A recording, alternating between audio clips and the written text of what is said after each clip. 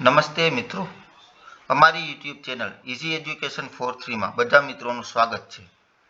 અત્યારે આપણે આ વિડીયોમાં સ્પર્ધાત્મક પરીક્ષાની તૈયારી કરતા મિત્રો માટે આ વિડીયો બનાવવામાં આવ્યો છે.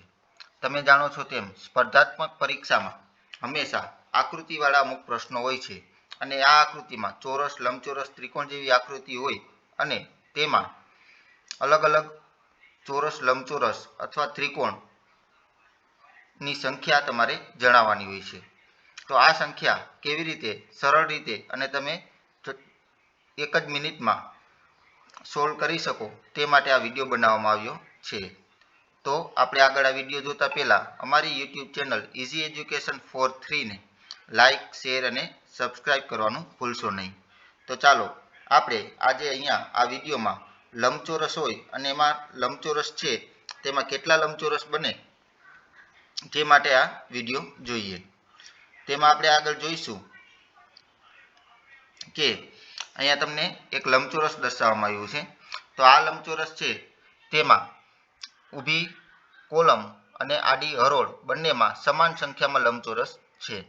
જો બંને હાર અને કોલમ બંને સમાન હોય તો તેમાં તમારે કેટલા લંબચોરસ બનશે તે જાણવું હોય તો તે ઘનની રીતે તમે જાણી શકો છો. તો ઘનની રીત તમને અહીંયા દર્શાવવામાં આવેલી છે. અહીંયા આપણે જોઈશું કે હરોળમાં અને કોલમમાં બંનેમાં બે બે લંબચોરસ બને છે. તો આપણે 1 અને 2 એનો ઘન કરવાનો હોય છે. 1નો ઘન એટલે 1 અને 2નો ઘન એટલે કે 8.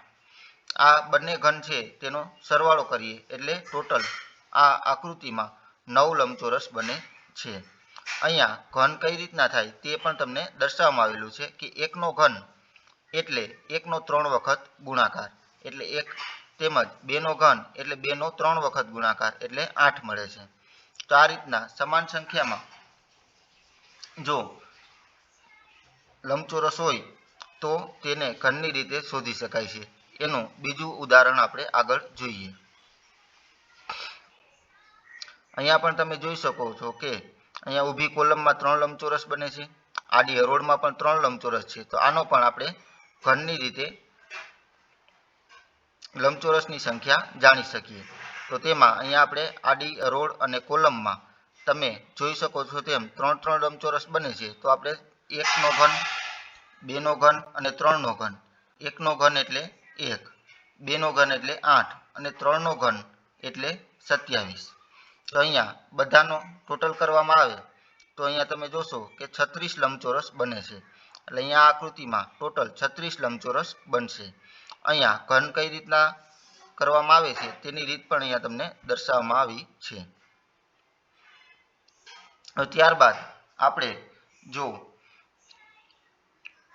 કોલમ અને આડી હરોળ બંનેમાં અસમાન લંબચોરસની સંખ્યા હોય તો કઈ રીતના તેના લંબચોરસની સંખ્યા શોધી શકીએ તે જોઈશું.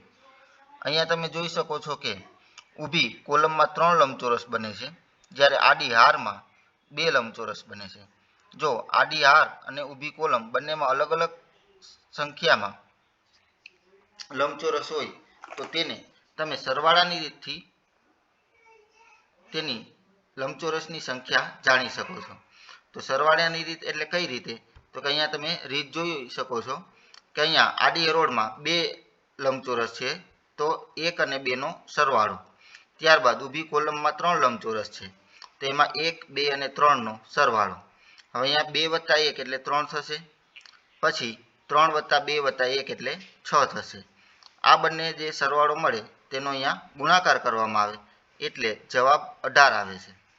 આમ અહીંયા આ જે લંબચોરસ આકૃતિ આપવામાં આવેલી છે તેમાં કુલ 18 લંબચોરસ બને છે. તો આ રીતના તમે સરવાળાની રીતે સમાન સંખ્યામાં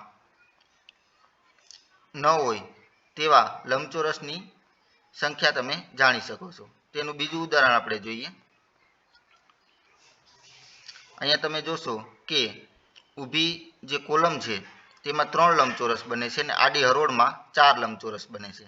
તો અહીંયા પણ અસમાન સંખ્યામાં લંબચોરસ છે તો તેને માટે આપણે સરવાળાની રીતનો ઉપયોગ કરીશું.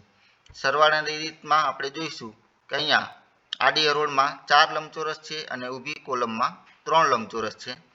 તો સૌથી પહેલાં આપણે 1 2 3 એનો સરવાળો કરીશું, ત્યારબાદ ગુણાકાર, પછી 1 2 3 4 એ 4 એ 4નો સરવાળો કરીશું, અહીંયા 3 + 2 + 1 એટલે 6 થશે, ત્યારબાદ 4 + 3 એટલે 7, 7 ને 2 9, 9 ને 1 10, એટલે આનો જવાબ આપણે 6 છે અને અહીંયા સરવાળાનો જવાબ 10 મળે છે.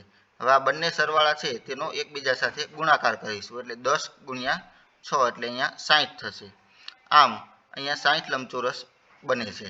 આમ આ આકૃતિ છે તેમાં ટોટલ 60 લંબચોરસ બનતા હોય છે, જે આપણે આ રીતના સરવાળાની રીત દ્વારા સરળ રીતે જાણી શકીએ છીએ.